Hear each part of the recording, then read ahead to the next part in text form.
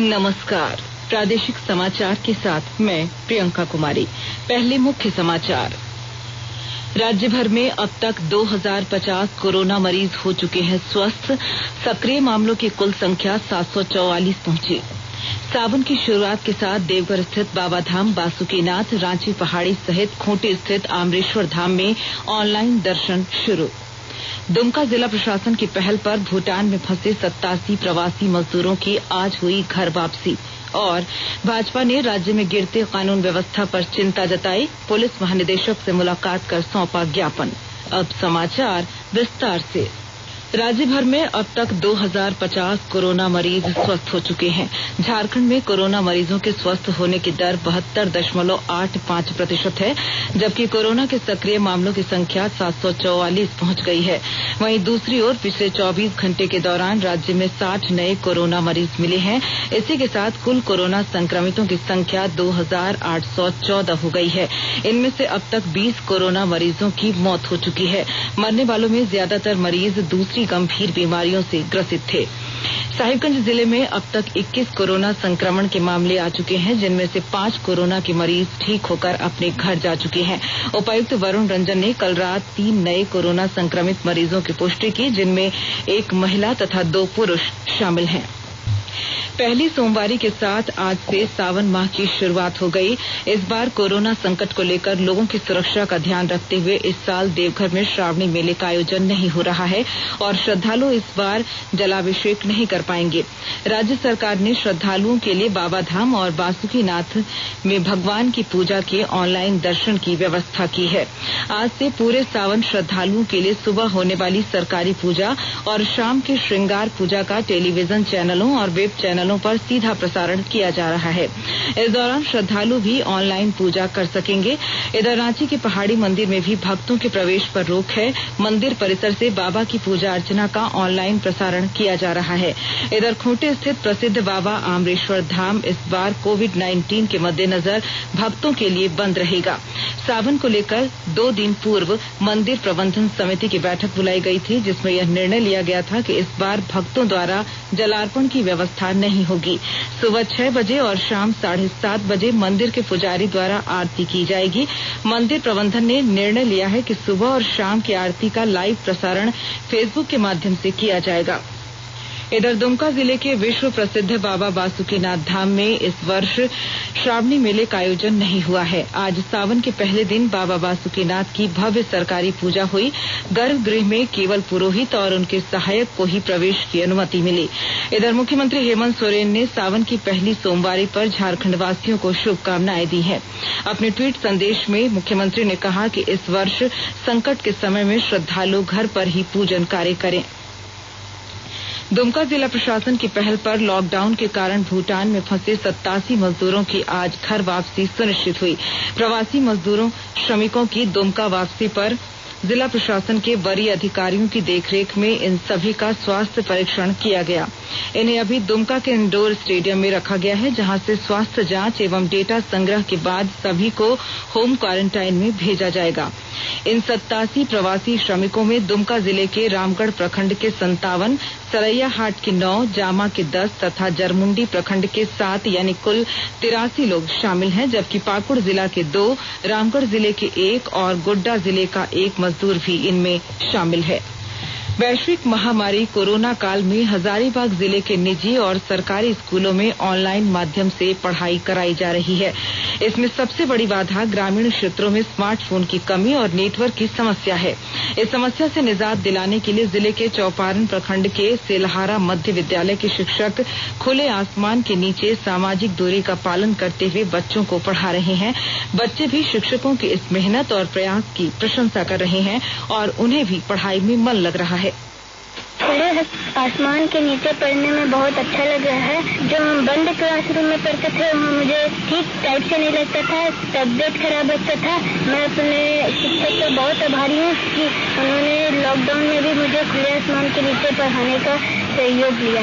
खुले आसमान के नीचे में पढ़ने में बहुत अच्छा लग रहा है और सर लोग भी बहुत सहायता कर रहे हैं। खुले आसमान के नीचे पढ़ा रहे हैं। इस लॉकडाउन में हम लोग दूरी बना के भी पढ़ रहे हैं और अच्छे से पढ़े। हमने आज से की कमी महसूस नहीं हो रही। वहीं दूसरी ओर शिक्षक रामचंद्र साहू कहते हैं, ऐसी पढ़ाई की व्यवस्था से बच्चे लॉकडाउन में भी शिक्षा से जुड़े हुए हैं। पीटीए ग्रुप पहले से बना हुआ था। दूसरी बात है कि ऊपर से भी आदेश आया कि डीजी साहब के साथ जो है बच्चों को शिक्षा दी जाए, और हम लोग भी सोचे कि लॉकडाउन में जो है बच्चे से दूरी अधिक हो जाने के कारण बच्चे से संपर्क नहीं बन पा रहा था, जिसके कारण से कांटेक्ट नंबर लेकर के पीटीए ग्रुप में और अधिक से अधिक जोड़ दिए हैं, और साथ ही प्रत्येक दिन प्रत्येक बच्चों से जो है बात करते हैं, और उनसे जो कंटेंट आता है डीजी साथ में उसको पीटीए ग्रुप में फॉरवर्ड कर दिया जाता है, और उसी से संबंधित कुछ क्वेश्चन हम लोग बच्चों को पूछते भी हैं और कुछ होमवर्क अलग से दे भी देते हैं। और साथ में रोस्टर के अनुसार जो टीचर बना हुआ है उसके अनुसार आते हैं। स्वास्थ्य और परिवार कल्याण मंत्रालय ने लोगों को सलाह दी है कि वे नोवल कोरोना वायरस से अपने को सुरक्षित रखने के लिए सभी बुनियादी एहतियाती उपायों का पालन करें और सामाजिक दूरी बनाए रखें। सरकार ने कहा है कि आवश्यक वस्तुओं की पर्याप्त आपूर्ति जारी है और लोगों को चिंता करने की कोई जरूरत नहीं है। लोगों को सलाह दी जाती है कि वे आवश्यक वस्तुओं और चिकित्सा सामानों की खरीदारी करते समय धैर्य रखें और शांत रहें। आवश्यक वस्तुओं को खरीदने के लिए बार बार बाहर निकलने से बचें। साथ ही लोगों से हाथ मिलाने और गले लगने से भी बचना चाहिए। बाजार, मेडिकल स्टोर और अस्पतालों में लोग कम से कम 1 मीटर की दूरी बनाए रखें। घर पर गैर जरूरी सामाजिक समारोह से बचा जाना चाहिए और घर पर मेहमानों को नहीं बुलाना चाहिए। लोगों को अपनी आंख, नाक और मुंह छूने से बचना चाहिए और लगातार हाथ साफ करते रहना चाहिए। हाथ को दोनों तरफ से कम 20 सेकंड तक रगड़कर धोना चाहिए। यदि कोई व्यक्ति खांसी या बुखार से पीड़ित है तो वह दूसरों के संपर्क में आने से बचे और डॉक्टर से तुरंत परामर्श ले। स्वास्थ्य मंत्रालय ने कोरोना वायरस के बारे में जानकारी के लिए एक टोल फ्री नंबर 1075 जारी किया है। इधर राज्य सरकार की ओर से भी कई दिशा निर्देश जारी किए गए हैं। इस सिलसिले में सरकार ने हेल्पलाइन नंबर 181 जारी किया है। सरकार ने कहा है कि कोरोना वायरस से संदिग्ध तौर पर संक्रमित कोई व्यक्ति पाया जाता है तो इसकी सूचना 0651 जो रांची का कोड है और टेलीफोन नंबर 2261-000 तथा 2261-002 के अलावा फैक्स नंबर 2261-856 और मोबाइल नंबर 9955837428 पर दी जा सकती है। आकाशवाणी रांची भी आपसे अपील करता है कि कोविड-19 के संक्रमण से बचने और अन्य लोगों को सुरक्षित रखने के लिए कृपया घर पर ही रहें और सरकारी दिशा निर्देशों का पालन करें। आकाशवाणी के ताजा तरीन समाचारों के लिए आप हमारी वेबसाइट newsonair.com पर लॉग ऑन कर सकते हैं। ताजा समाचार ट्विटर @AIR न्यूज अलर्ट्स और Facebook page all India radio news पर भी उपलब्ध है। आप प्रादेशिक समाचार एकांश के ट्विटर अकाउंट @AIR न्यूज_रांची और Facebook page AIR news Ranchi के अलावा YouTube channel regional news unit Ranchi पर भी हमारे बुलेटिन सुन सकते हैं। प्रादेशिक समाचार आप आकाशवाणी रांची से सुन रहे हैं। लातेहार के भाजपा जिला महामंत्री सह चतरा सांसद प्रतिनिधि जयवर्धन सिंह की हत्या मामले में अपराधियों की शीघ्र गिरफ्तारी की मांग को लेकर पार्टी नेताओं के शिष्टमंडल ने आज पुलिस महानिदेशक MV राव से मुलाकात कर उन्हें एक ज्ञापन सौंपा। पार्टी के प्रदेश महामंत्री प्रदीप वर्मा के नेतृत्व में पार्टी नेताओं के एक शिष्टमंडल ने रांची स्थित पुलिस मुख्यालय में पुलिस महानिदेशक से मुलाकात कर राज्य की बिगड़ती कानून व्यवस्था पर चिंता जताई और एक ज्ञापन सौंपा। दूसरी तरफ पार्टी के प्रदेश महामंत्री आदित्य साहू और राज्यसभा सांसद समीर उरांव ने लातेहार जिले के बरवाडीह स्थित घटनास्थल का दौरा कर घटना की जानकारी दी और अपराधियों की शीघ्र गिरफ्तारी की मांग की।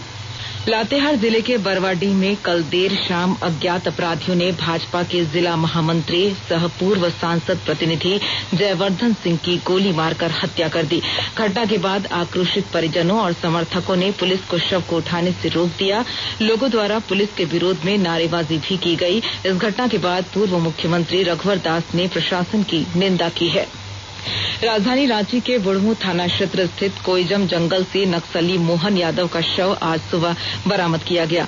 बीती रात उसकी गोली मारकर हत्या कर दी गई। आज सुबह पुलिस ने शव को पोस्टमार्टम के लिए भिजवाया। वहीं पुलिस ने शव के पास से नक्सल साहित्य, SLR की मैगजीन और गोलियां बरामद की है। आशंका जाहिर की जा रही है कि वर्चस्व की लड़ाई में नक्सली मोहन यादव की हत्या की गई है। रांची टाटा रोड के तमाड़ थाना क्षेत्र स्थित गागर सतिया के पास आज सुबह कार और ट्रैक्टर की टक्कर में 7 लोग घायल हो गए। कार रांची से टाटा जा रही थी, जबकि ट्रैक्टर तमाड़ से बुंडू की ओर आ रहा था। दुर्घटना के बाद पुलिस ने सभी घायलों को इलाज के लिए तमाड़ अस्पताल भेजा है। उपराष्ट्रपति वेंकैया नायडू और प्रधानमंत्री नरेंद्र मोदी ने राष्ट्रवादी नेता डॉक्टर श्यामा प्रसाद मुखर्जी की जयंती पर भावभीनी श्रद्धांजलि अर्पित की है। श्री नायडू ने ट्वीट संदेश में कहा कि महान देशभक्त और शिक्षाविद श्यामा प्रसाद मुखर्जी ने देश की एकता संरक्षित रखने और भारत में जम्मू कश्मीर के पूर्ण एकीकरण के लिए अथक प्रयास किया। वहीं प्रधानमंत्री नरेंद्र मोदी ने ट्वीट संदेश में कहा कि देश की प्रगति में डॉक्टर श्यामा प्रसाद मुखर्जी का अनुकरणीय योगदान रहा है। प्रधानमंत्री ने कहा कि उनके विचारों और आदर्शों से करोड़ों देशवासियों को प्रेरणा मिली। गृह मंत्री अमित शाह तथा सूचना और प्रसारण मंत्री प्रकाश जावड़ेकर ने भी श्यामा प्रसाद मुखर्जी की जयंती पर श्रद्धांजलि अर्पित की है। Air India Vande Bharat mission के अंतर्गत अमेरिका और भारत के बीच 11 जुलाई से 19 जुलाई के दौरान 36 उड़ानें संचालित करेगी। एक बयान में एयर इंडिया ने कहा है कि टिकटों की बुकिंग आज शाम 8 बजे से केवल एयर इंडिया की वेबसाइट पर की जा सकती है। वंदे भारत मिशन के चौथे चरण के अंतर्गत एयर इंडिया भारत से विभिन्न देशों के बीच 170 उड़ानें संचालित करेगी। इनमें Canada, America, Britain, Kenya, Sri Lanka, Philippines, Kyrgyzstan, Saudi Arab, Bangladesh, Thailand, दक्षिण अफ्रीका, रूस, ऑस्ट्रेलिया, म्यांमार, जापान, उक्रेन और वियतनाम के लिए उड़ानें उपलब्ध रहेंगी। भारत ने कोरोना वायरस के कारण देश भर में लॉकडाउन को देखते हुए 2 महीने के अंतराल के बाद 25 मई से घरेलू यात्री उड़ानों का परिचालन फिर शुरू किया था, परंतु अंतर्राष्ट्रीय हवाई यात्रा अभी स्थगित है। नागर विमानन महानिदेशालय ने घोषणा की है कि भारत से अंतर्राष्ट्रीय विमानों का आना जाना 31 जुलाई तक स्थगित रहेगा। लातेहार जिले में विशेष स्वच्छता अभियान को लेकर प्रशासन की ओर से विशेष तैयारी की गई है। विस्तृत ब्यौरा दे रहे हैं हमारे संवाददाता। लातेहार जिले के उपायुक्त जिशान कमर ने 1 जुलाई से प्रारंभ होकर 15 जुलाई तक चलने वाले विशेष स्वच्छता अभियान में सहभागिता निभाने की अपील की है। यह अभियान नगर पंचायत क्षेत्र में चलाया जा रहा है। उपायुक्त ने कहा कि स्वस्थ लातेहार निर्माण के लिए सबसे पहले स्वच्छता जरूरी है, लेकिन यह तभी संभव है जब नगर पंचायत क्षेत्र में रहने वाले प्रत्येक नागरिक स्वच्छता के प्रति अपनी जिम्मेवारी को समझें। उपायुक्त जिशान ने कहा कि नगर पंचायत क्षेत्र के निवासियों के साथ साथ पूरे जिलेवासियों को भी स्वच्छता के प्रति जागरूक रहने की जरूरत है। संजय कुमार तिवारी, आकाशवाणी समाचार, लातेहार। रांची, पश्चिमी सिंहभूम, लातेहार और गढ़वा सहित राज्य के कई जिलों में अगले 2-3 दिनों तक भारी बारिश की चेतावनी जारी की गई है। राजधानी रांची सहित राज्य के कई इलाकों में आज बारिश के साथ वज्रपात की भी संभावना है।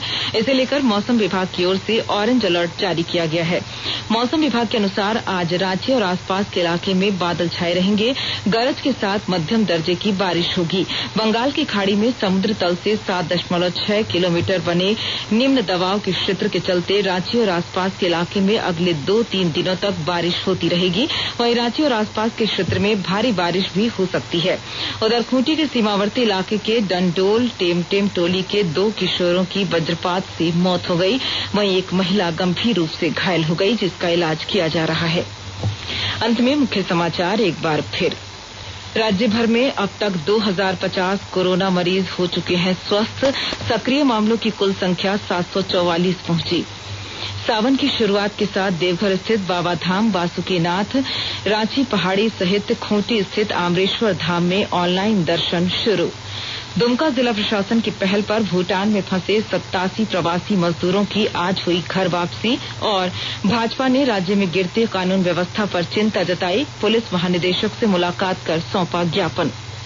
इसके साथ ही आकाशवाणी रांची से प्रादेशिक समाचार का ये बुलेटिन समाप्त हुआ। नमस्कार। घर में रहिए, सुरक्षित रहिए और सुनते रहिए आकाशवाणी।